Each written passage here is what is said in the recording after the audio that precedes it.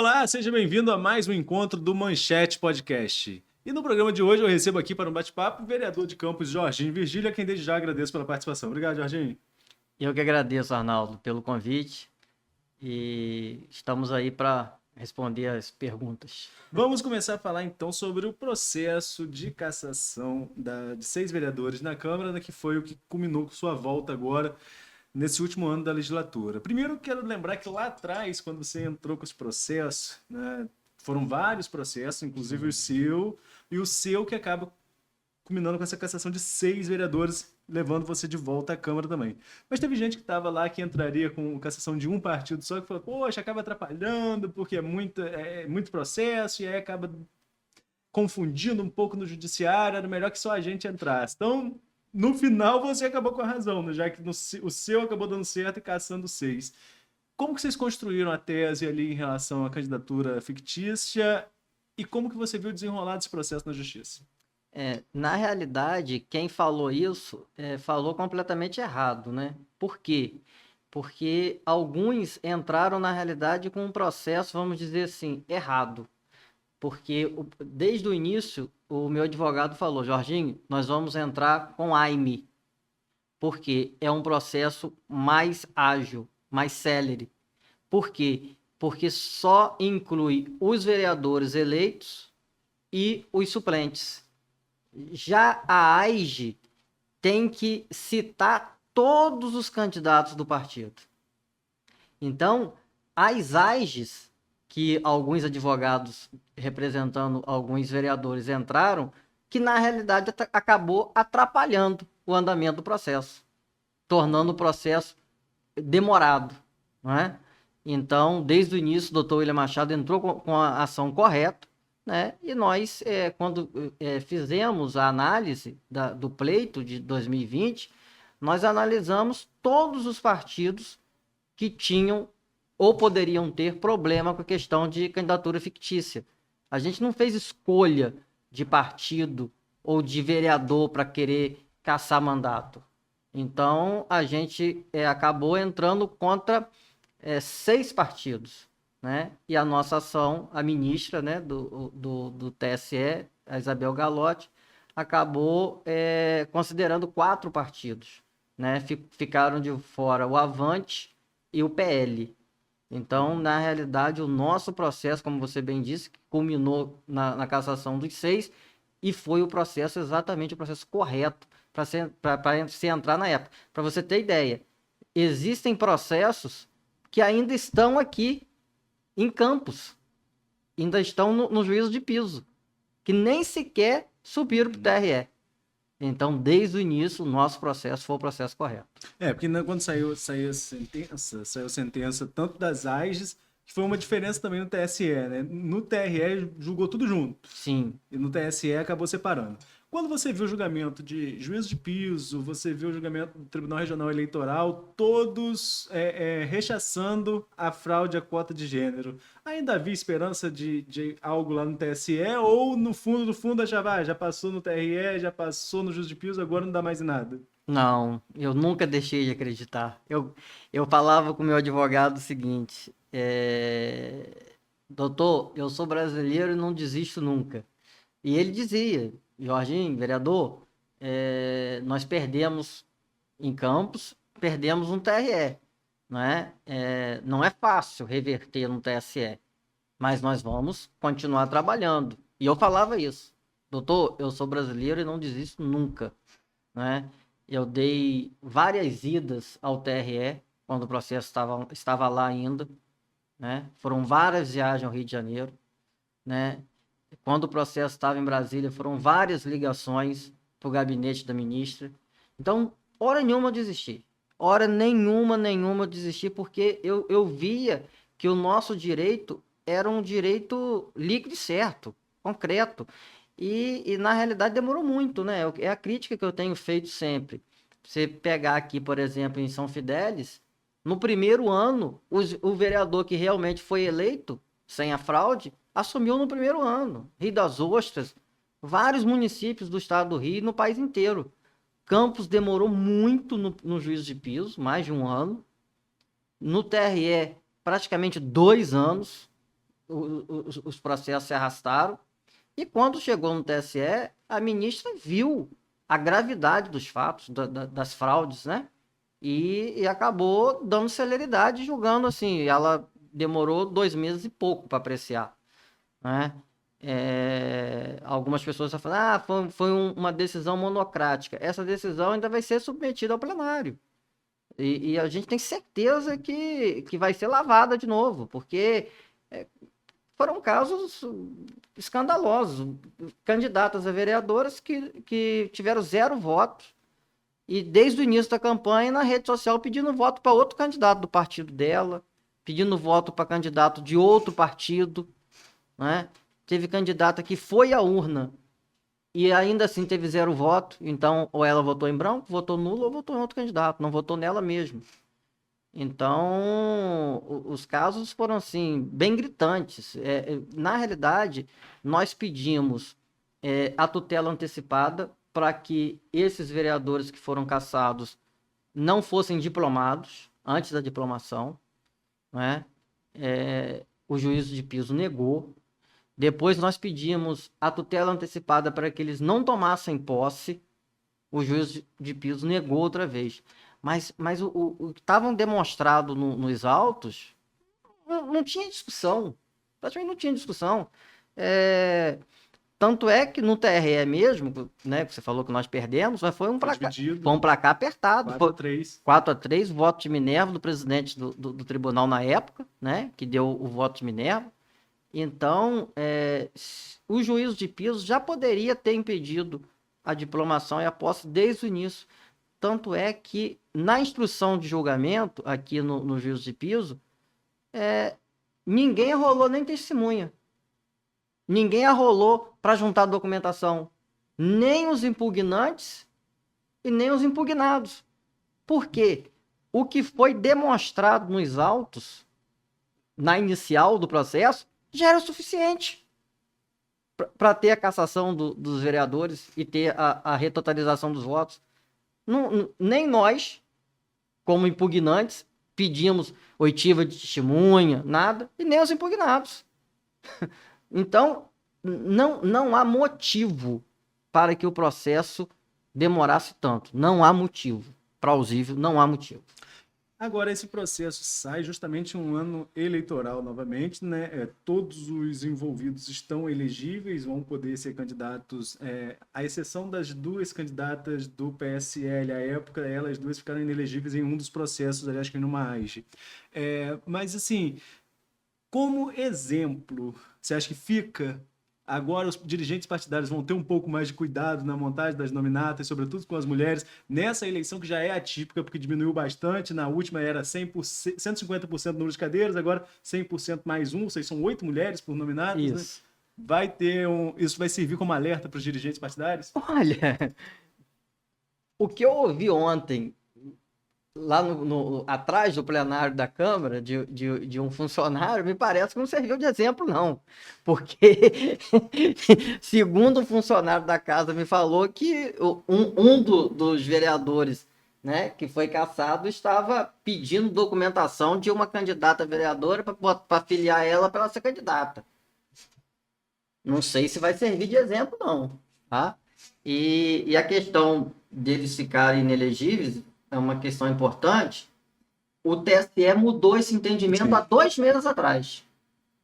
Até 2 meses atrás, todos os cassados ficavam inelegíveis por 8 anos. Sim. Não é?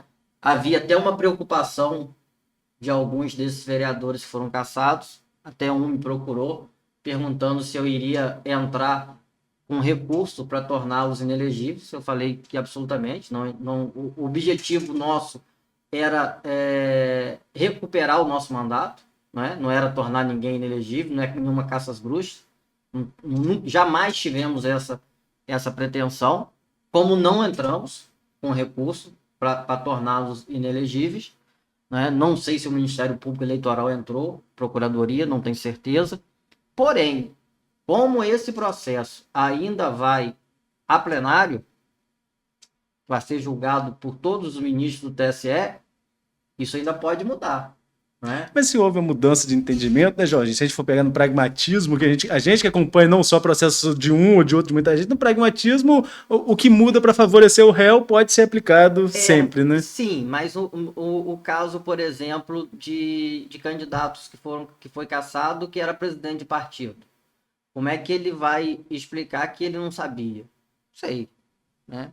Presidente de partido é uma questão a se discutir, mas se mudou o entendimento, eu até conversei com o Zé Pais aqui sobre isso, ele falou sobre essa mudança de entendimento. Mas vamos agora para o resultado disso. Você volta à Câmara, né, já no final da legislatura. O que você pretende deixar como marca nesse período agora que tem? Também, é claro, se colocando como pré-candidato a vereador. Ó, nesses quase 9 meses, né, que faltam para terminar o mandato, e 5 meses e alguma coisa, né, quase 6 para as eleições, eu tenho falado que eu vou tentar dar continuidade ao trabalho que a gente fez no primeiro mandato, que, ao meu ver, foi um mandato que foi aprovado pela população. Podemos dizer a votação que a gente fez, né? Eu fui o 7º vereador mais votado da legislatura passada, né? Fiz mais votos do que 5 vereadores que ganharam a eleição, né? 4 que ganharam direto, 5 agora, com a nova recomposição. Então, eu tive uma aprovação popular. Então, primeiro é dar continuidade, né? Aquelas bandeiras que a gente tem em defesa das pessoas com deficiência, inclusive fui reconduzido à presidência, né, da Comissão em Defesa das Pessoas com Deficiência e também fui colocado na Comissão de Ética, né, da Câmara. Então, dar continuidade ao trabalho que a gente fez, né, e se preparar para o próximo pleito daqui a 5 meses e alguma coisa. Jorginho, uma das marcas do seu mandato, do seu primeiro mandato como vereador, foi a aprovação da Lei da Ficha Limpa. Você explorou muito isso, inclusive, em campanha, Sim, usou isso nas redes sociais. sim. Só que nesse período que você ficou fora, a Câmara revogou essa lei. Como que você analisa essa mudança que essa legislatura fez e há espaço para você tentar recuperar essa lei com essa legislatura? Olha, Arnaldo, eu não tenho conhecimento que essa lei foi revogada pela Câmara, não. Eu tenho conhecimento que tentou-se mudar, revogar, mas eu não tenho conhecimento que ela foi revogada, não. Mudou, com certeza mudou. Não, eu acredito que não, até porque várias pessoas que estavam impedidas, né, de assumir cargo de confiança já teriam assumido. A lei da ficha limpa continua valendo. Essa é a informação que eu tenho. A informação que eu li, na verdade, é que tinha sido revogado. Por isso eu até pensei que se você voltando, poderia ter alguma conversa nesse sentido. Não, se foi revogada, eu vou apresentar ela de novo. Se ela foi revogada, eu vou procurar saber. Eu estou sabendo disso agora. Não tenho essa informação.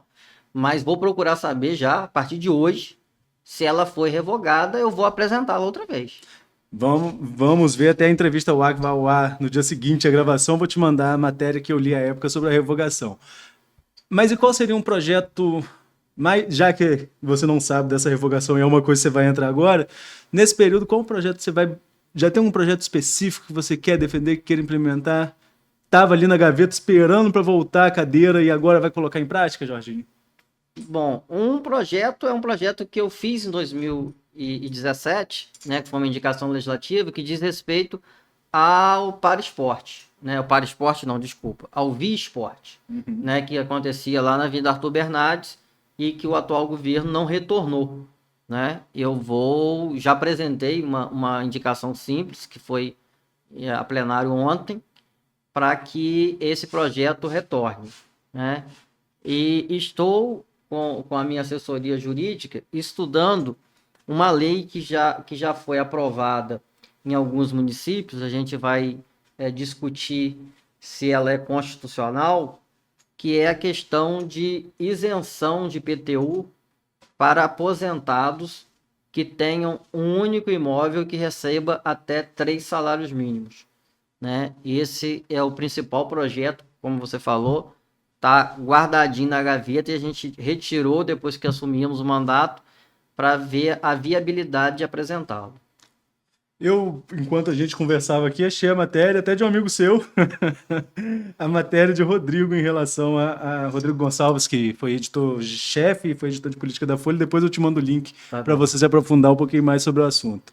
Mas vamos falar agora sobre composição de nominata. Você foi eleito nesse mandato que você está assumindo pelo DC. Os 6 vereadores que tomaram posse mudaram de partidos, quando já tomaram posse com novos partidos, inclusive você que foi para o União União Brasil. Brasil. Como se deu essa construção junto ao Rodrigo Bacelar? Como que você está vendo a montagem de nominato por parte da oposição, Jorginho? Olha, na realidade, todos os partidos tiveram muita dificuldade em montar nominata, porque o que a gente percebe é que alguns que já até disputaram eleições preferiram ajudar alguém a ser candidato, né? Então, teve uma dificuldade muito grande, a dificuldade de ter mulheres também, né? Infelizmente ainda tem essa dificuldade, né, de mulheres quererem ser candidatas, né? Então todos os partidos tiveram dificuldade nesse sentido, mas a construção do União Brasil foi uma construção, né, conversando, né, com a nossa liderança, né, o Rodrigo Bacelar, conversando com o presidente da Câmara, o Marquinhos Bacelar, com o Igor Pereira, né, dando uma olhada nas nominatas, né, e eu achei melhor, né, União Brasil. Naquele momento eu achei que União Brasil seria a melhor escolha e foi assim que a gente fez. Em relação ao governo Vladimir Garotinho, você que chega agora à Câmara, já integrando a bancada de oposição, que está reduzida, qual a sua análise do prefeito Vladimir e como que você analisa o cenário das candidaturas a prefeito colocado, inclusive do seu partido, que é a delegado Madeleine? Olha, o prefeito e o grupo dele tá nessa coisa de já ganhou, né? Já ganhou no primeiro turno, que já ganhou, já ganhou. Eu acho muito perigoso, né? Eleição não se ganha de véspera, né? Eu acho que a escolha da delegada foi uma escolha muito feliz, né? Do grupo do Rodrigo Bacelar, né? Inclusive, ela foi minha vizinha, o pai dela foi amigo do meu pai, né?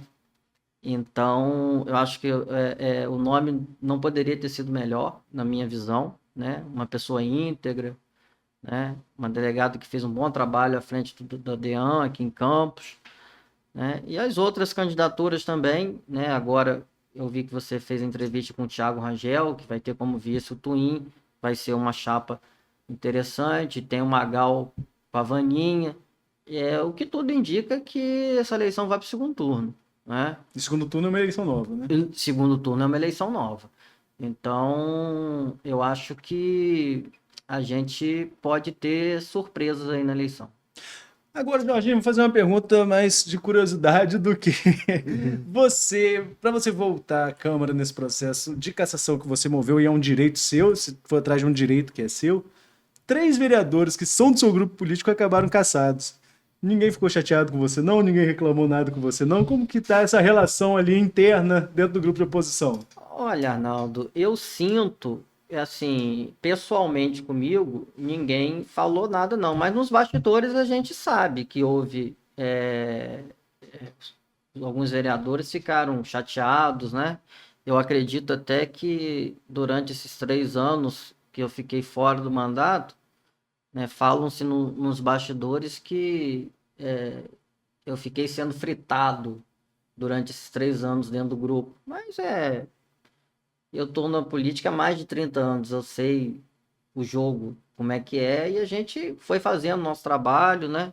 Nunca deixei de me mostrar onde eu pude nas minhas redes sociais, né? Nunca saí da rua, nunca me escondi, né? Continuei tocando a minha vida pública e minha vida particular, né? Como sempre fiz. Mas eu sei que alguns ficaram chateados, faz parte, né? Dos motivos que, na realidade, me convidaram para ir para o PSD, né? Foi o primeiro partido que tinham me convidado. Eu achei por bem que não ficaria muito legal eu estar no PSD, um partido que teve 2 vereadores com esse problema, né? Ia ficar uma coisa meio incoerente, né, eu participar do mesmo partido. Isso é o meu entendimento. Pode ser que no entendimento seu e de outras pessoas, não tem nada a ver. Mas no meu eu achei. Então, foi um dos motivos que eu não quis concorrer no PSD e fui para União Brasil. E esse poderio político que se construiu com o nome de Rodrigo Bacelar, quando que se deu a sua aproximação sua com ele e como que você vê essa ascensão de Rodrigo na política fluminense? Olha, minha aproximação com o Rodrigo, na realidade, aconteceu ainda na campanha eleitoral de 2020, né? Com a morte do ex-deputado João Peixoto, o DC ficou, vamos dizer, à deriva, né? À deriva mesmo. Para você ter ideia, o presidente do DC da época, ele trabalhou e pediu voto para um candidato do MDB. O secretário do partido pediu voto para outro candidato de outro partido. Então, eu, como era o único vereador de mandato, eu tive que pegar a frente do partido, né? O partido tinha, até então, fechado o entendimento com o então candidato Caio Viana. Caio fez um entendimento com os candidatos do DC, não cumpriu, né? O que é uma coisa de praxe de Caio, né? De não cumprir acordos.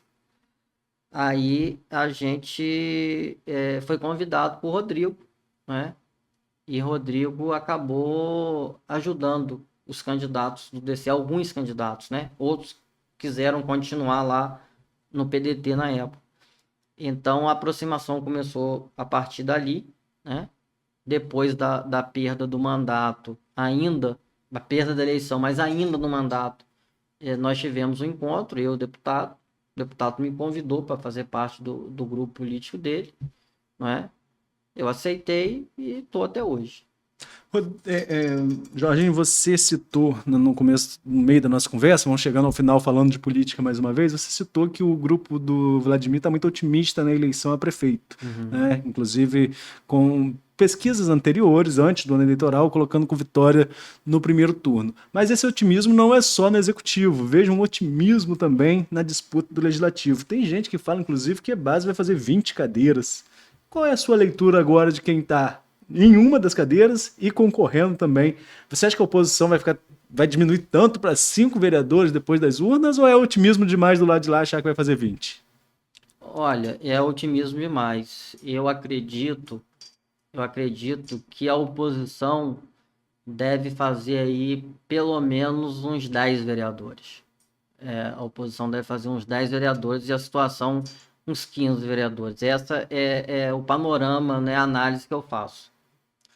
Mas quando você fala oposição, você está falando só do grupo Bacelar ou você fala a oposição toda? Porque o PT deve lançar candidato, PMB deve lançar candidato. Por isso que eu acho otimismo demais falar em 20 do lado de lá. Não, quando eu falo oposição, eu falo o grupo de Bacelar, o Partido da Mulher e o PT. Eu acho que, pelo que eu vi alguma coisa da nominata do PT, eu acredito que tem possibilidade de fazer um vereador. Já historicamente, há várias eleições que o PT não faz, né, vereador nenhum. Eu acho que nessa tem condições de fazer um. Porém, eu ouvi algo dizendo que a Natália iria ser candidata lá, mas não foi. Não foi, então já fico na dúvida se o PT realmente vai fazer um vereador. Entendeu? Pode ser que não faça. Então o jogo está em aberto. Está em aberto, sem dúvida nenhuma. O jogo está em aberto, né? Eu acho que a oposição está se fortalecendo, né, com essas candidaturas que estão vindo. Ninguém pode falar que Thiago Rangel não vai vir para fazer voto. O cara que foi candidato a vereador, ganhou a eleição, foi candidato a deputado, ganhou a eleição, como costumam dizer, aí é um ganhador de eleição. Então, eu acho que está em aberto, né, ainda mais com a questão da deputada Carla Machado, que ainda pode ser liberada para ser candidata pelo PT. Então, eu acho que com a candidatura de Carla, aí já está concretizado que teremos segundo turno. Mas ainda assim, se ela não vier, as possibilidades são grandes. Para fechar nosso bate-papo, Jorge, já agradecendo mais uma vez sua participação, sua função agora é fiscalizar o governo Vladimir enquanto vereador. Qual a sua análise do governo até agora? Olha, o governo, ele tá meio que patinando, né?